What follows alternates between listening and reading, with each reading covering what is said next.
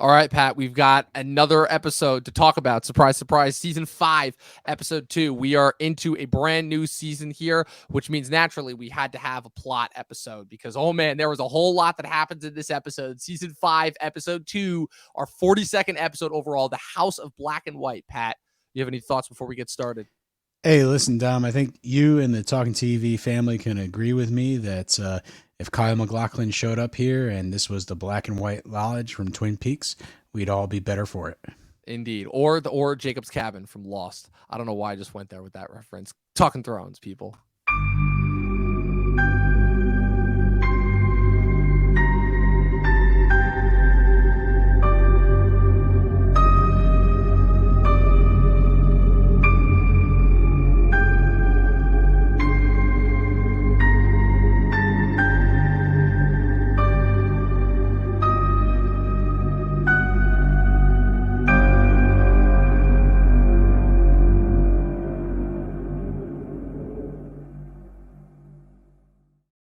All right, Pat, season 5, episode 2, The House of Black and White. This is the plot episode. Like I said, we get one of these every single season where it usually happens earlier on in the season. I think that the only season we didn't have it with was season 1 because there was still so little happening. Season 2 was where it really got going. It happened around the middle of the season. We got one in each of the seasons. I'm not going to remember the episodes off the top of my head, but we definitely got it here as we cover 6 different plot lines that interact across 4 different across 4 different regions throughout this story. There's a lot going on. I see some overarching themes here as far as like there being, new leaders kind of settling into new positions of power, trying to learn the new power dynamics in the area that they're in and largely failing at that. And we get one pretty cool action chase sequence. We talked the last episode and the last couple episodes about characters moving on to like new destinations, new points in their journeys. I don't know. Would you say that this is doing a pretty good job as far as that goes so far? Hey, listen, I am on full cylinders. I haven't paused and walked away and grabbed a snack or anything like that during the first 2 episodes of the season. I've sort of been engaged watching this, which is not what I can say about that terrible movie, New Mutants. I was scrolling through HBO and was like, hey, listen, I was like, hey, I was riding Game of Thrones fever and it was like, oh, yeah, Arya's in that. Let me check it out. I lasted about 5 minutes, so I'm just glad that she got a great run in Game of Thrones, and I wanted to take the time to basically just say how much I detest that movie. I basically got to the clock tower scene and said nope, just like Jordan Peele, So hey, sorry to usurp this, but this episode was definitely worth watching compared to that movie. 100%. Yeah, I haven't heard a New Mutants reference since 2020, the doomed year when that movie finally. Yeah, did anyone watch this? I can't believe they tried to push that movie. They tried to push that movie out in 2020, which would naturally, stand to reason why you didn't hear about it at all. Because that was another one of the movies that, like, right when Fox was getting bought up by Disney, but they had all these movies that they were trying to put out like last minute. Like they put out that garbage Dark Phoenix movie too in 2019. I don't know if you remember that one. But yeah, so I love that. Well, the Dark Phoenix HBO movie. Max recommended that to you next as a result of like, oh, Maisie Williams is in this, therefore you might like this. I perused through and I saw it, but the Dark Phoenix, for all its flaws, with at least sort of a action movie, it wasn't like the best superhero movie I've ever seen, and not that I love superhero movies that much, but it was it was like kind of an X-Men movie, it was okay. Well, I wasn't expecting this segue, but yeah, we should probably get back to it. So this is the House of Black and White. Like I said, a lot of characters getting new spots. So we open up. Braavos, Arya has finally arrived. We pick up. Like I said, it's very similar to the second episode of the last couple seasons in that whatever storylines they weren't able to do in the first episode, they kind of just shove into the second episode, and it kind of just makes it really overjammed and overpacked. I think the only episode that didn't happen with was last season, because last season the story was so streamlined and so focused in a way that it is kind of not this season overall. But so you have Arya arriving in Braavos. She's been taken to the House of Black and White. Well, you get the introduction to the Titan, right? Or right. the big Colossus. So I thought this, obviously, Braavos is someplace that we've only really seen one other time, and that's because of the Great Bank in Stannis' trip there. But I think this time we sort of get the perspective through Arya and introduction to the city and sort of more of a grand scale. And the fact that we're going to be watching her through the streets of the city and get to know what it's like to be sort of almost a commoner, or at least, basically how she's trying to become a spy amongst commoners. It's definitely set up really nice here in this opening sequence. I think we're sort of getting to know the streets of this new city. So yeah, she shows up at the Black and White Lodge, or the house, I guess, whatever they want to call it in this world. And she's what is it? No bueno. She can't get in. Just gets flat out denied, which I don't remember that happening in the book. I remember her just, I think if I remember, these are always the sections of the book that are super hazy, just because after Storm of Swords, when I get to Feast for Crows and Dance with Dragons, like there's one whole book where it's like half the storylines aren't happening. And I'm like, okay, what's going on? And I'm trying to remember. And so there's a lot of stuff in that book that's like really hazy. It's a lot of just Cersei inner monologues about how she thinks people are going to betray her. And there's occasionally like a good thing with Sansa. And the problem is we get only Sam in that book. So we don't really get a whole lot of interesting stuff. But Arya's stuff, I don't know, it's always super hazy. So as far as the translation, this is specific point in the first half of season 5 is always where I'm the most forgiving as far as its translation and how much it changes from the book. But in the instance of like kind of how it's portrayed in this episode, where there's a lot of stuff happening and like a lot of awesome setup, like, I don't know, I feel like you could have compressed it into one scene. It's kind of a nitpick, but I'm like, yeah, well, it's not much happens. The best part about this sequence, let's say, is when she takes the head off the pigeon.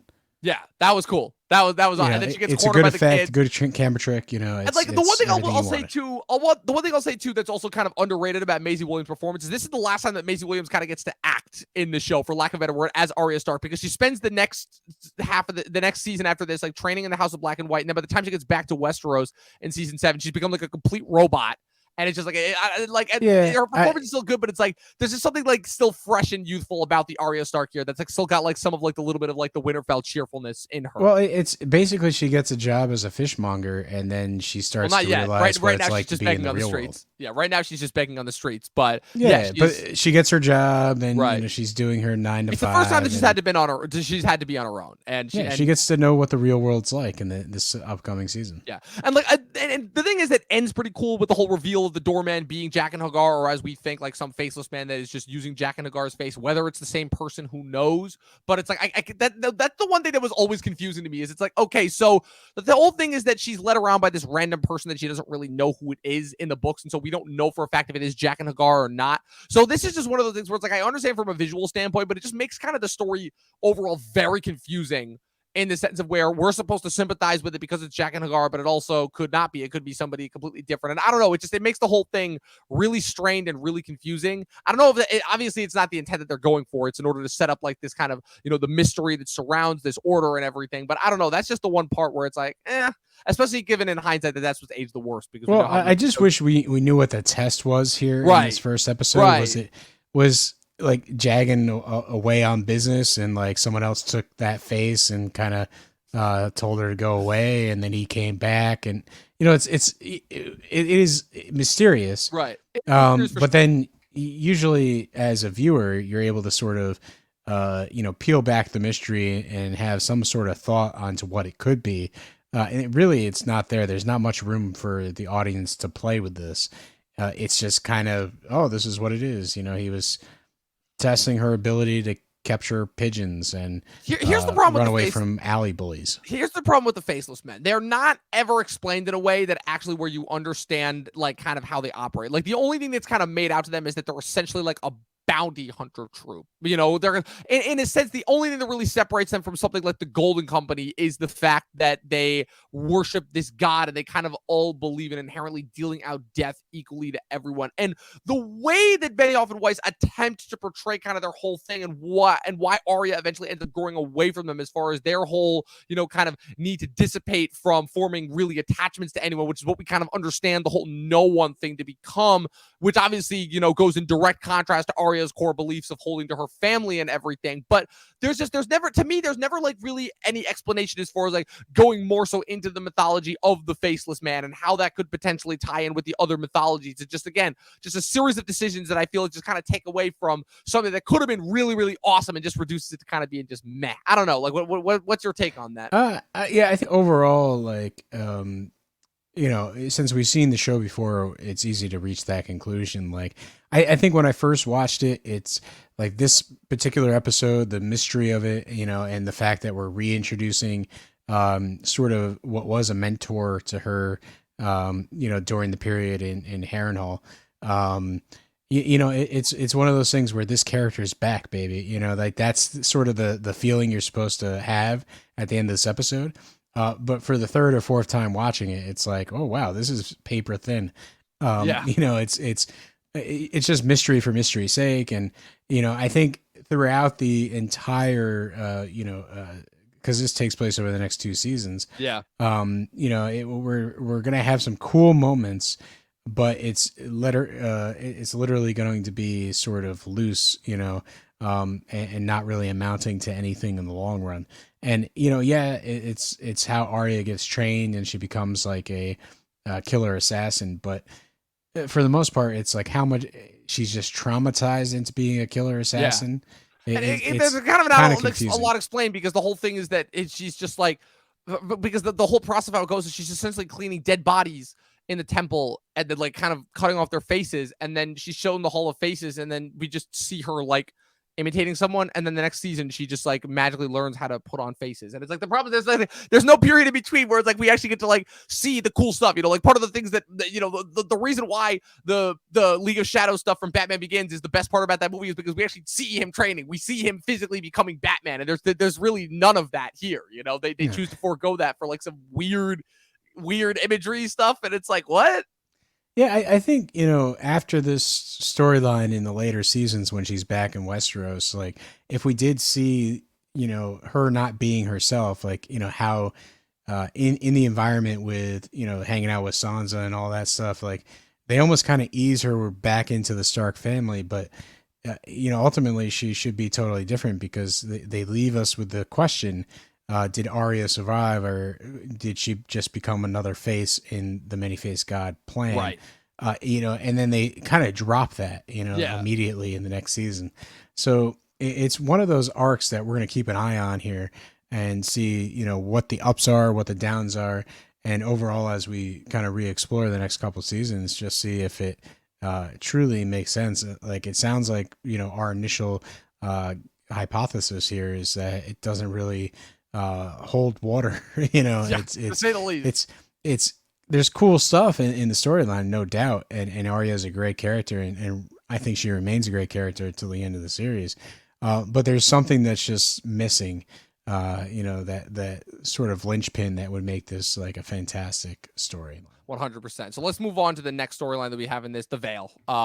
Brienne and Podrick. Oh man, these two, just the string of luck that they've been having. Who knew that so soon after their first failed attempt at recruiting a Stark girl to their side that they would have another chance so soon and screw it up so badly? It's like, I love Brienne, but like, man, she is not doing well these first couple outings on her own. I will say this: they have really good luck, running into people. It's almost kind of insane, especially since like Brienne's arc to me from Feast for Crows is the most memorable. The thing that makes it so memorable is just the fact that she is trying so unbelievably hard to find these girls, but is being led in the complete opposite direction and never finds any of them. It's kind of hilarious. Like, and it ends up having like a really tragic and fucked up ending too, But like in here, it's like, oh wow, just stroke of luck after stroke of luck just hits her. I mean, really, the credit goes to Podrick too. Also, who was the Loki. Podrick's like, let's just eat something. No, because I'll tell you why. Because he recognized the Hound immediately when they were meeting Arya, and that's what allowed Brienne to realize that it was Arya that she was talking to. Because otherwise, she would have just thought that she was talking to some random girl she ran into in the hills. Yeah, and then it's Podrick that spies Littlefinger and then notices Sansa with her and recognizes her because of how much time he spent with her. Like, Podrick, low key MVP. Like, keep doing what you're doing, man. No, 100%. Podrick, it's just his time in King Landing and his, being around Tyrion and being a part of sort of the court, right? Maybe he wasn't necessarily directly involved, but his sort of ancillary position and being able to meet these people and know who they are. And, obviously he's relatively learned in this world, and basically the only reason why he left King's Landing is because Tyrion got sentenced to death, and Podrick would surely have been killed due to his loyalty to him. So the fact is, this is kind of a fish out of water. Like his place is really in King's Landing, knowing a bunch of stuff, and now he's squiring for Brienne, and it's just like his additional intellect that he had is going into Brienne's corner, and I think it's like a perfect pairing.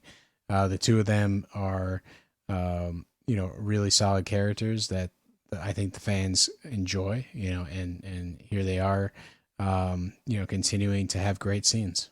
Yeah, 100%. And the thing that I love too is that like when she first goes up and starts to talk with Sansa and like try to make her case, she like immediately makes herself clear. It's like she's pulling all the Ned Stark moves, as I like to say. She's just making her presence very well known. She's not really trying to go for subtlety or anything. She's just loudly boasting, and it's like it's like this Yeah. is not. It's like Not clearly playing this the is game. not playing the game, like you keep saying. But okay, so I guess then that this really shows the point where Game of Thrones to stop, because this is the first point, I guess, where a character stops playing the Game of Thrones and like makes it, because or maybe she learns how to play it properly or just keeps getting lucky. I don't know. I don't know. Maybe they just had sympathy for Brienne, especially since I'm pretty sure Brienne does die in some Well, capacity in the book. But I think what it has to do in the series, at least, is the fact that she is a skilled warrior, and people have tried to take her out in the show, and this episode's a case in point, right? As soon as they make their intention clear and they're sort of denied, they're chased by these knights right. that are in Littlefinger's care, and she Right. just And I love how wham Littlefinger bam essentially thank does you the man sends them same. to hell. I love how Littlefinger essentially pulls the same thing that the Hound does. It just says it way more eloquently. It's like almost verbatim. It's like, wow, where have I? It's like I literally feel like I'm in deja vu land right now. You know? Yeah, no, it's the Hound to a certain degree, doesn't play the game either. He's just like F Joffrey, F this, and goes off and strikes it on his own. But again, he's just it's that code that he's a killer, right? And he understands that it's kill or be killed, and he's willing to definitely do that. He's willing to steal silver from a farmer and lead them to die. He knows exactly what he needs to do to make sure that he progresses and survives, and he's willing to do it. And he might not be willing to play the game in King's Landing. He might not be able to do it in other respects as well. But the fact is, like, he knows like what he can get away with, knows when he has to be a ruthless killer, and that's something that he just acts upon throughout this entire series. Ned Stark, right? He knew he should have stayed out of King's Landing, and at the same time, he has that mentality. He is a killer, but he let honor blind him. Instead of being that killer that he was and trusting those instincts, he trusts the The honorable good in people. thing would happen, and that's not the way it plays out in this particular world.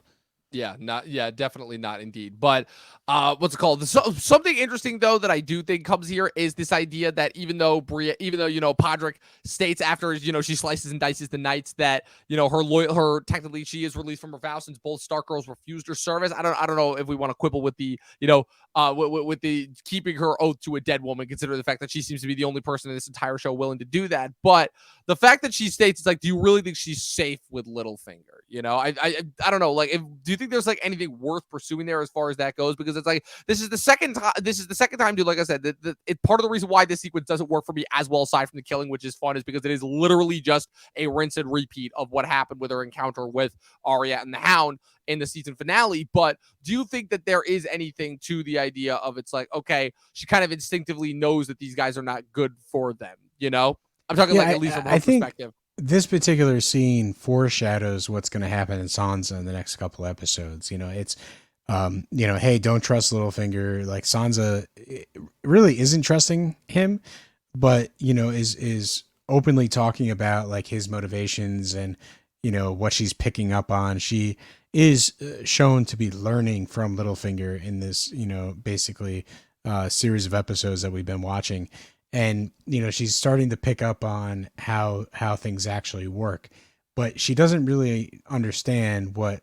Littlefinger's grand scheme is. Right. And I think this is Brienne sort of mentioning that and saying, hey, do you really think she's safe with him, is basically that foreshadowing that leads us to the really the oh crap moment that we're gonna get Right. in the next couple episodes. So Like I said, season it's 5 I has think it's some just the seed is well planted. Yeah, for sure. Like I said, season 5 has some of the best moments and some of the worst moments simultaneously. So let's get to the meat and potatoes of this episode, though, which is that King's Landing kind of intersected with Dorne and how that goes into the sequences that happen in Meereen, because they all kind of tie together in a strange way. King's Landing, minimal but fantastic, I think, in this episode. I really do. I love the moment between Cersei and Jaime, even though it kind of sends Jaime off on this plot. It's very strange because I thought that this was going to be a substitute for the plot in the book of Cersei sending Jaime away, like because the interesting thing about like season 5 and 6, at least with Cersei and Jaime, is that they kind of reflect each other in the sense of where, you know, Cersei is not getting along with Jaime. Cersei has to send Jaime away, and then the result, he ends up coming back, and she's drastically changed in some way, you know. And the only instance that changes is that at the beginning of season 5, she's kind of on the outs with him, you know, he's trying to prove himself to her, and then by the time he comes back, she has been like viciously torn down and thrown and taken down from her attempted power. And when he leaves her in season 6, you know, she's kind of forcing him to go away because she doesn't want him around. Even though they tried to make a power play that failed miserably, then he goes, handles his stuff elsewhere, then he comes back and she's on the throne, you know? So it's like the season 5 and 6 very, very much mirror each other as far as that goes. And I don't know if there's necessarily, I don't know if that's necessarily for the better, only because, again, this is another one of those arcs that really does deviate from the books, because the way that it goes is that, you know, by the time Jaime's done with her, he's like officially done with her, and he seemingly has made an attempt to like distance himself from her in this sense. But like, I guess what I'm getting at is that the sequence here, as far as setting up for Dorne, is it's kind of like I think an interesting continuation of the arc that was so well established. I think, you know, between the two of them reuniting last season, and I think it's an interesting, you know, go where Jaime is going to do exactly the opposite of what he said in the last episode, as far as being there for her, because he knew that they were vulnerable now that Tywin is gone, and that he's going to go on this mission to bring their daughter home, in the sense of like kind of co-joining them into this one big happy family, you know. I don't know, there's a lot of weirdness in that scene, and then how it's kind of like so polarly reflected in the next scene. But obviously, again, the one thing I will say, though, is it is, I think, massively countered in the Dorne sequence, which, for setting up arguably one of the worst most reviled TV plot lines of the last 6 years, it is an amazing opening sequence. I will say that. Listen, Dorne starts off strong. It's like our favorite Star Trek Dr. Bashir comes into play as Alexander Siddiq as Doran Martell. Oh man, yeah, it's so many things, that guy. Man, it's just like, you know, talk about it. All the Star Trek fans are just like, hell yeah, when he shows up, because they just know how great he is, right, of a character actor. And you know, hey, spoiler alert.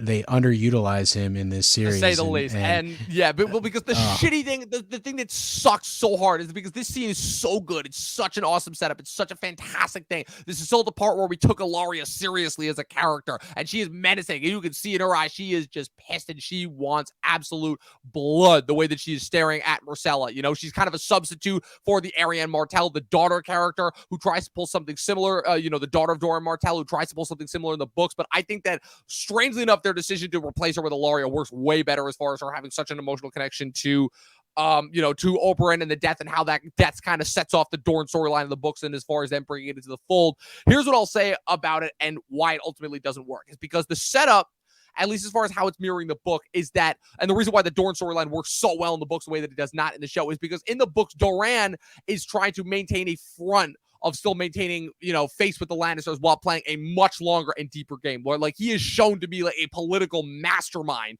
in a way that his brother was always a very skilled warrior. If anything, Oberyn's death was necessary in the books in order to set up the awesome dichotomy between him and his brother, you know, where they both felt, and that was the thing that was always set up that was so interesting about it, in that the sense of where they both always felt so similar, but had to, display their gifts so differently, as far as they both very, very much were torn up and very, very much wanted revenge against the rest of Westeros for the death of their sister, but they had completely different ways of going about it. And Doran in the books has this like grand master plan that's like got like 14 steps set up. And the thing that works so well about this setup is that at this point, because it is so unknown his plan, if he even has one, he does such a brilliant job of mastering it as far as showing it's like, look, we need to be playing face right now. You cannot be going out and parading around saying screw the Lannisters and all that. We need to still maintain face if my plan is going to work. And for right now, because of that, like kind of dichotomy of not knowing that, it makes the sequence work so unbelievably well. The idea that he wants to be, on the same side as Arya and wants everything that she wants, but can't display it and show it right now. And what ends up transpiring in the show just cripples it so much because it just comes down to the fact that they can't have they just don't have the time to really develop storylines. It's like they're late in the game. Here it is, season 5, and by season 6, like they just really didn't spend the time developing Dorne properly. So like that's what I'm going to go with as well. I think that it's a twofold problem. I think it's the negative. It's the first time I think I've ever seen this like in a show that I watch where a negative reaction to a storyline caused it to be completely cut. Like Dorne was in my mind, Dorne does not end with season 5. Like Ilaria killing Myrcella is like the setup to like a new thing. And like the idea that like, okay, they kill Prince Doran in the first episode. I'm like, oh shit, like that actually kind of shocked me. I'm like, okay, what is going to happen next? And then they just nothing ever happens again. It's like, okay, nothing transpires from this. And they just sit out an entire season before they're just randomly recruited by Daenerys to die fighting Cersei. And we get one awesome moment with them to wrap it up with in season 7. Like, I don't know. It's bad. Don't get me wrong. What we get from Dorne is bad this season. Do not get me wrong. But it's just the fact that we got no payoff from it. I've always talked about this, the odd seasons of Thrones being the setup for the action sequence oriented even seasons, and the fact that we got no payoff to the setup from Dorne in this, to me, I think is the much bigger sin committed here. Yeah, no, 100%. And it's, hey, listen, we're here on just the second episode of the 5th season. So right now, all we're seeing is the introduction to these characters. So far there's just nothing but like, oh, this is interesting, let's see where it goes. We're only talking about it because we've seen the show a couple times, and this is again like another start of disappointment that's bound to be like, hey, listen, the Arya storyline, it's cool, but ultimately, I'm not sure how it pays off. It just kind of, again, she comes back to Westeros and they sort of like brush aside the last 2 seasons that she was in. Yeah. And then the same thing with Dorne. Dorne sort of, starts up with a setup. It seems to escalate, but then they sort of just like brush it under the rug and get rid of it. And so it kind of goes away. Yeah, exactly. So it's like these characters, these storylines, there's something about it that's interesting and that keeps the viewers coming back. But like at the end of the day, it's they got to pivot and they got to move back to what the central story is about, which is Jon Snow, Daenerys, Cersei, and basically the Night King. And the fact is, a lot of these other ancillary characters that we like and want to watch week to week, they basically just sort of run out of time. Screen time, that is, and it's just unfortunate. So I think it's like the world is so big and vast, and they have to pare it down some way. And I think as fans we can disagree with how they did that and wish they spent a little more time. But that's probably why they're going to make umpteen prequels and sequels and all these other shows that we get to watch and really immerse ourselves in the Game of Thrones world, if that's really what you want to do. Right. And when we could have just, actually wrapped that up by streamlining and actually focusing on prioritizing the story. So we're actually good here. 2 more scenes that come in King's Landing, one of which I think is great. The other one I think is terrible. I'll get the one that's terrible out of the way. The Jaime recruiting Bronn scene. It's a funny scene in the moment. It starts off hilarious. It starts off hilarious with Bronn and Lollys and the whole, like, him kind of continuing to voice his plan that he voiced to Tyrion. It's like, there's one thing I've learned. It's that mean people always get their due, always. And he sees Jaime. And the problem that comes from this scene is the fact that it completely undoes to me what was a really awesome wrap up for Bronn's character. Like, Bronn in the next couple seasons has no actual place, no actual arc, no actual purpose in the story other than just being there for comedic relief. He's only there to back up Jaime whenever he it goes on keep, a random campaign. it And keeps him in the game, and that's all it is. And yeah, the fact is, but like, it's lame because nothing comes from this, yeah, and it he sucks had his because happy ending, and you knew what it was going to be. It was going to be basically him marrying, him, plotting to kill his wife's older sister, right, him inheriting kingdom, or a keep, whatever. right. And the fact is, he was supposed to kind of just enjoy life and grow old and die the master of a castle. And yeah, it's like they just write this scene. They literally write. They literally. It's not even just that they write the scene, Pat. It's they literally write away his happy ending when Jaime gives him the letter that says, "Okay, Lawless is now marrying this lord," and he's like, "What the?" He literally says to Jaime, "He's like, what the fuck? We had a deal," and he's just like, "Okay, you're just gonna come with me, and I'll get you a whole better gold and a whole better castle that he never does." It's just, Yeah, it sucks in every conceivable it's a way. way to keep him in the show. It's two character. But the fact is, like, It's bad. yeah, it's a little forced, Yeah. and it's like very easy to brush by and ignore. I think Braun, from this point going forward, is still a viable character. It's still great that they have him in the Sure, show. he's fun, he's entertaining, but like he serves no Exactly. purpose in a way that he actually like he served like a really awesome purpose before, as kind of like being Tyrion's right hand man, but also like kind of the devil on his shoulder that was always kind of like advising him in the proper direction. And then it like actually really hurt when he was kind of like forced to side against Tyrion, and like that really sucked. And it was like it was like a really really impactful ending. It just, to me, everything that he does from this point onward in the show just completely undoes that just a little bit more. And it just, I don't know, it sucks because Braun was such an awesome character and still is. That's the thing. I don't want to take anything away from him, but it's just everything that happens from him sucks afterwards, and it all originates here. But the scene that is good is Cersei trying to seize control of the small council and Kevin just flat out rejecting her. Now they play it. I will say they play it a little bit differently in the show than they do in the books. In the show, they kind of play it where it's like Kevin kind of doesn't believe it because he doesn't believe that Cersei can rule properly, because I guess it's not the chain of command, but also, but Varys in the books, it's much more so played because he kind of, like Tywin, has an understanding that Cersei is not that capable and is not as capable as she thinks she is. But if nothing else, I'll say the difference too is that in the book, Cersei is actively making decisions that are like, it's like just baffling. It's like she's just surrounding herself with all these people that are just completely incompetent and clearly don't know what they're doing, and is only like trying to find people loyal to her. Like she is literally unraveling in the books. And here it's like, I don't know, just for like a purposes of like head of state, for somebody who doesn't really like know all the crazy stuff that she did behind the scenes, she seems to be making smart decisions. She institutes Qyburn. She's getting Qyburn, Zombie Mountain. We don't have Zombie Mountain yet, and Qyburn has only proved himself to be effective. Obviously he hasn't had a lot of legwork yet, but so far he has done everything that she's asked and more. She makes Maester, probably making Mace Tyrell the Master of Coin is probably not the smartest decision, but it's like, oh, okay, they need a Master of Coin, and she doesn't really have that many people ready to step up for her. And everyone's kind of vying for Hand of the King. There isn't really a Hand of the King yet. And she tries to proposition Kevin and like offer him like a good position, because she knows that Kevin's probably the next smartest after Tywin. Kevin just flat out rejects her because it's like, oh, I'll hear it from the king himself. So like, I don't know, like that. It's kind of confusing.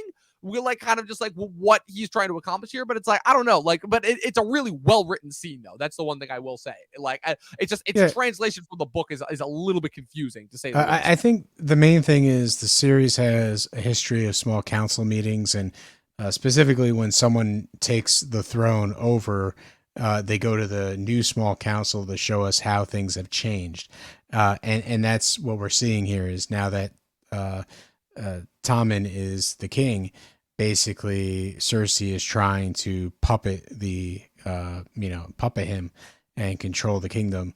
And, there is some people that are willing to take her bribes and, additional work and sort of be happy with it. But then there's others that are highly skeptical and not willing to believe it. He even, says Qyburn's place on the council is, you're surrounding yourself with sycophants. And, there is this good visual acting between the two of them that happens after that line is delivered. And I think it's a good reaction shot for sure. But it's one of those things where, the small council is extremely different than it has been before. Before, there's sort of Tywin had a stranglehold on it. Now Cersei is trying to step up to that plate and try to have the same stranglehold. And, it's basically you got people talking back to her day one.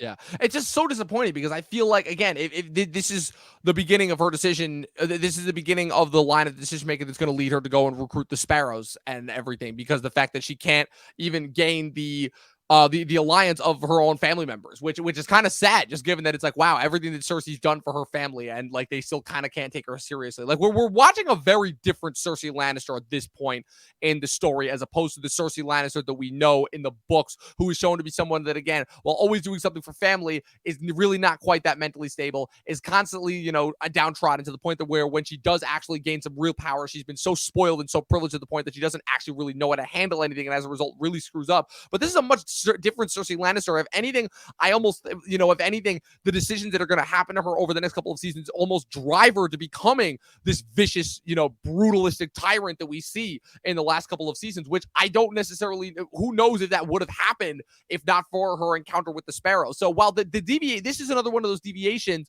from the books that I'm actually in a weird way okay with, aside from the ending, which just screws everything up. But like, weirdly enough, Cersei Lannister's arc, of all the characters that they changed from the books, is one that I'm actually kind of okay with, aside from the fact that essentially it's so good that they just kind of give her nothing to do in the last season. And weirdly enough, I think that all begins here. So we'll kind of circle back around to that. There's one other hilarious visual cue of where, they slam after Tyrion is complaining to Varys while they're in the cart heading towards Essos. He's like, how many dwarves are there in the world possibly? And then the great visual cue of them slamming the dwarf's head down right in front of her head. And it looks remarkably like Tyrion, but Cersei's still able to say it's not him. I just thought that was pretty funny.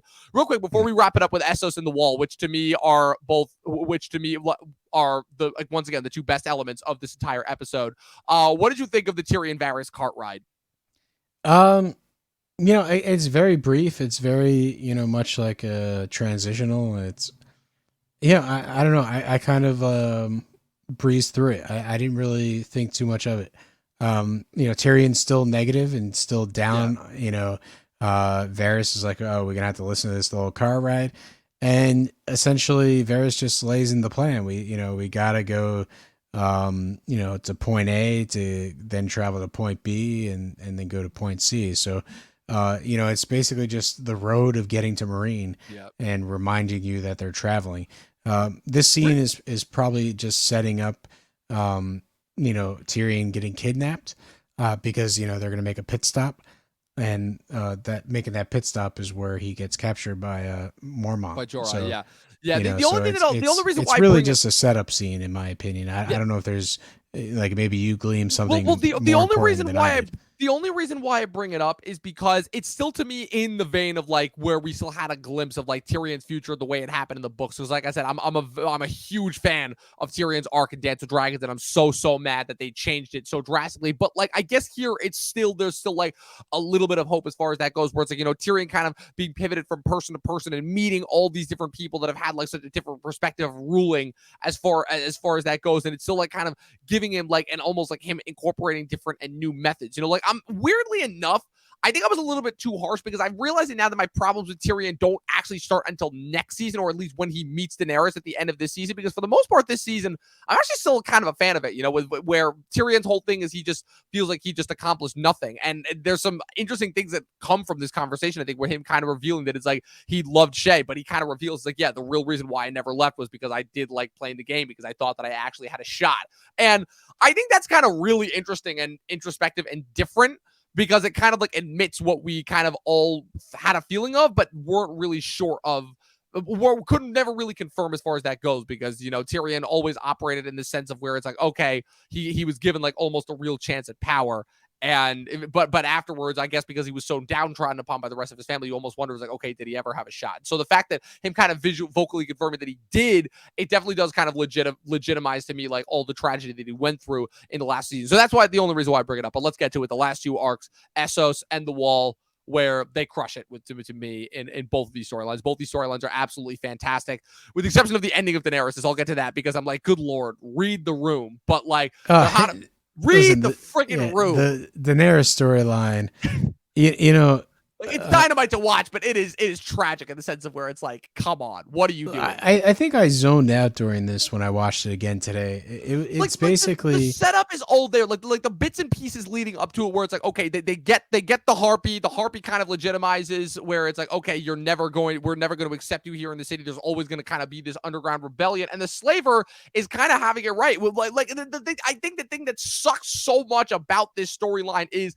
just, it's one of those things where despite them trying to emphasize a theme about Daenerys' rule, with Barristan telling the story about her father and kind of revealing the truth about the Mad King, and her whole thing of like, okay, I'm trying to learn how to rule, not be a conqueror. But everything that the slave, his name is Mosador, or the former slave, I should say, his name is Mosador, says in the sequence is 100% true. He's like, they are doing this because they don't respect you, because they think only kind of one certain way. We have to respond blood with blood. And honestly, it's like, and the problem is that Daenerys doesn't realize that she's at war, which is something that she's really never been in, because the only thing she's ever understood is conquest. She's never really had to deal with somebody potentially rejecting her rule of thumb, and that's exactly what they're dealing with here. So the fact that like she's not repaying blood for blood, it's like, I guess just the sense of where it's like the fact that they're trying to use this as the setup for like really solidifying her as being the Mad Queen. I just think it's poorly done, because this is the time to use blood. This is the time where it's like they got a guy. It's like, okay, nothing to me says what could have fixed this so easier than, okay, for every one of our Unsullied that you kill,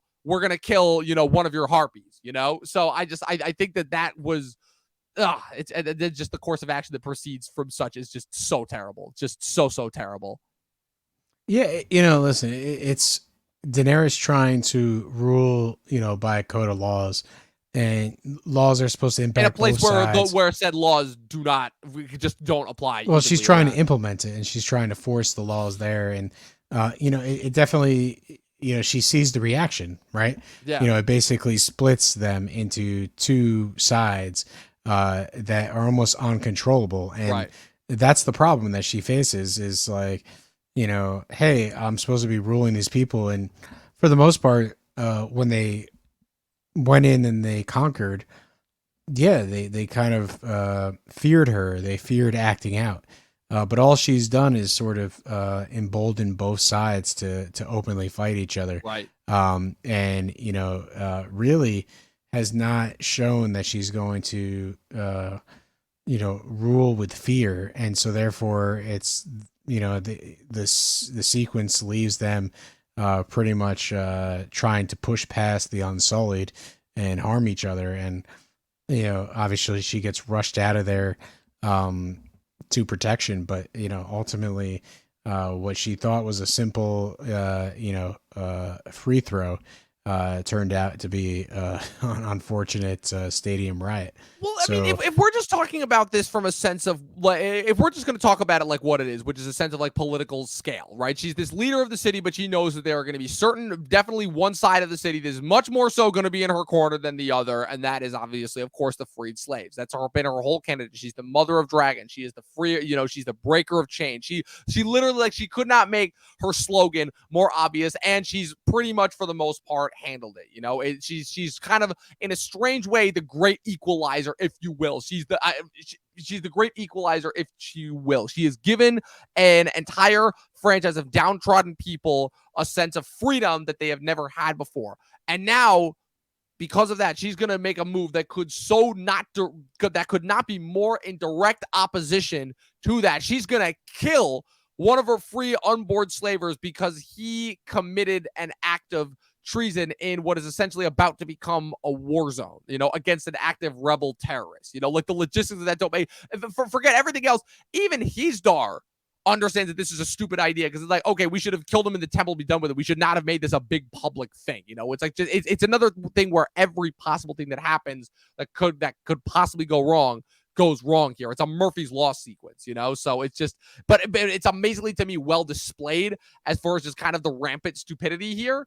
And in a strange way, I think it does kind of like do a good job as far as setting up that she needs to reopen the fighting pits. I think personally, And then ultimately her dragon's back, just for a little visit, for a brief second. They still have to keep it in darkness, but they're still getting to the point where it's like, okay, we're almost ready. This is like the last point, this is like the litmus test. Yeah. Like, we have one more point before we can show off the dragons in their full form, Well, she goes to play tag with the dragon on the nose, and it flies away before she can get that intimate connection. And Right. it's like, oh my God, we're still not friends. So Yeah. that's It's like, oh, basically what I got from the scene. you're still in your adolescent phase. I still can't calm you down, Yeah, exactly. There's some pretty awesome score going on when the dragon flies away. Really, really good score. I think that was dragon really score good. to me is the best Ramin Djawadi track of the entire score. That and the Night King score. So a very fantastic moment, but kind of an empty moment if it's like, to be honest. But we'll see. It's again, it's all, this is where they have these small moments that really set up the big moments later on. They seem to have gotten to a point where they're able to just pepper something in there, and then later on, when you have a good moment where the dragon comes in at the Colosseum and sort of saves the day, it's definitely like a hoorah moment, It is for sure. And whatever. So they properly planted the seed. It's a small seed. As we're being analytical here and looking back at the series, it's like, oh, that's kind of a nothing scene. It's kind of a throwaway. But it just does enough to get us into that mindset, definitely towards the end of the season. 100%. Absolutely. But let's get to it. Let's wrap up this episode with the best storyline of the entire episode, which is the election at the Wall. I love this sequence. And again, everything to me that they do with the Wall this season is unbelievable. It is so good. Season 4 and 5 are easily my favorite when it comes to the Wall, as far as this is the election episode. I mean, the moments leading up to the election are great. The interaction between Sam, Gilly, and little Shireen Baratheon as she's teaching Gilly how to read. I love this. That sequence, and then the moment with her mother, and then the moment with Jon and Stannis, which is fantastic. I love every single moment that happens there. This was fully engrossing, like just so good. All the characters. Everyone in Stannis' storyline, Davos, obviously Stannis, his wife, his daughter, they're all fantastic characters. And the fact that they're interacting with, other fantastic characters like Sam and Jon and the rest of the folks at the Wall, these are like, I think some of the best characters the show has, and they have them play off each other spectacularly well. Also, like, Jon is getting more lessons from Stannis, right? Yes. My philosophy has been the entire time that Jon has had the best teachers in Westeros, and here it is again. Stannis having this conversation about, you defied me as the king, you showed mercy, and all this conversation about like why he did that action, what Stannis is to do, and what Stannis wants to do going forward, what he thinks of Jon's actions. That's all him sort of reinforcing his natural abilities to lead. And Stannis is seemingly trusting of Jon Snow, because he offers to have him bend the knee and rise, no longer Jon Snow but Jon Stark, and really take over the North in his name. And this is a great opportunity for Jon to take. Unfortunately, when Sam is told this, Jon says he's has to think of his honor, and he has to basically turn Stannis down. And that's when Sam gets the great idea of nominating Jon as the Lord Commander candidate. So, I think this whole thing is like, Jon Snow has the same sort of, leaning towards honor that Ned Stark did that got him killed. And ultimately, in this particular moment, he leans into that honor. And he gets rewarded for it. He becomes the Lord Commander by the end of this episode. And instead of becoming Jon Stark, he becomes Lord Commander, and therefore he is able to uphold his vow that he has taken. But Jon Snow knows nothing, and he's about to learn some valuable lessons in the rest of the season. About why he chose the wrong path. Indeed. Yeah, about why he chose the wrong path. But for now, it's the right path. It's what's presented in front of him. It's not exactly what he wanted. Like he said, he wanted to be a Stark his whole life, but instead he had to settle for being Lord Commander of the Night's Watch, and it works. And like I said, just the writing up to it is absolutely brilliant, where Alcer is right back to hating him, and the back and forth that's presented in all the elections. Sam immediately going after Janis Slint and That was for the great. battle, which was awesome. And then, him talking about Jon while also not back talking to Alcer, and Alcer immediately goes after Jon and is like, look, do you want a man who, he's like, we all know that Jon, despite his loyalty to the wall, does still have a deep affliction for the wildlings. Who knows what would have happened between Jon and Mance had Stannis not shown up. It's like, do you want someone who is loyal to or who wants to fight the wildlings, or do you want someone who makes love to them? And it raised something really interesting that I can't believe it took me until this long to realize about the Night's Watch, and why ultimately, I think the arc for not only Jon but the Night's Watch this entire season is the best. And it's because, and like, I don't remember what the situation is called, but it's a mindset that you get, which I see when essentially, where specifically amongst soldiers, when soldiers are kind of instinctively taught or to fight this one enemy their whole lives, their entire lives, and they've never really fully known why. They've, maybe a few of them have studied the conflict, but for the most part, they just understand they're the enemy and that's that, and they can never really get over that. And then all of a sudden, after how many, again, the Night's Watch have been fighting the wildlings for hundreds and hundreds of years. And then all of a sudden, you get in someone who all of a sudden wants to break kind of their one code for being. And all of a sudden, to me, it makes sense why Jon was able to so easily underestimate the Night's Watch kind of hatred for the wildlings, because he's attempting to make peace for the greater good, despite the understanding of the White Walkers. But it's the Night's Watch mentality ultimately that they are unable to escape, as far as, the wildlings' bad enemy. And they see Jon as deeply betraying that, despite him acting as Lord Commander. And I thought that was kind of really interesting. And for whatever reason, it took me this long to realize that, up until this point. This is like the fourth time I've watched this show. But I don't know, just an interesting tidbit that I noticed there, and something that I thought was really interesting, especially since we know how the storyline ends. But like I said, a lot happens in this episode. A lot of setup. Some of it is going to turn out really great. Some of it not so much.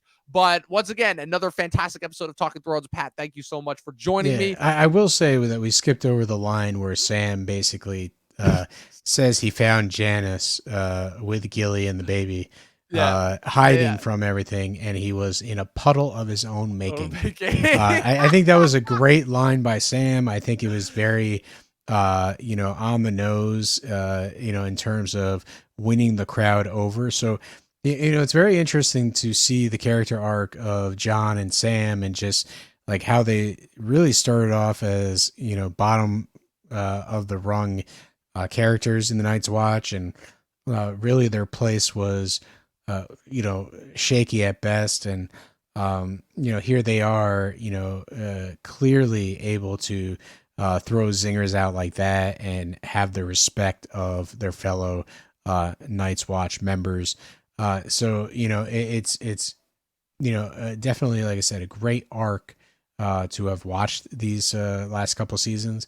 And the fact is, like, Jon just, every time he comes up against a new king or a new leader, he's constantly learning from them. He's constantly incorporating that into his own leadership style. And, here it is. This is going to be his first true command that, we're going to see how it goes, for the rest of the season. 100%. And we shall see in the next couple of episodes. Like I said, we'll be back next week with episode 3, High Sparrow. We're only getting started. Like I said, we are in the final half. We are in the second half of our Talkin Thrones run. We have 3 seasons left after we're done with this one. You can follow Professor Pat with everything he's got going on at Patrick W. Huber across all platforms. Follow myself at Movie Nerd Reviews across all platforms. Be sure to follow the Talkin TV podcast on Facebook, Instagram, Twitter, at Talkin TV Official, Talkin TV Podcast. Be sure to subscribe to both the YouTube channel and the Twitch feed, where we have episodes going up every Sunday morning. That's where our podcast episodes will be. Thanks once again for tuning in, guys. And as always, 12 seasons in a short film, and watch more fucking movies. We'll see you guys next time.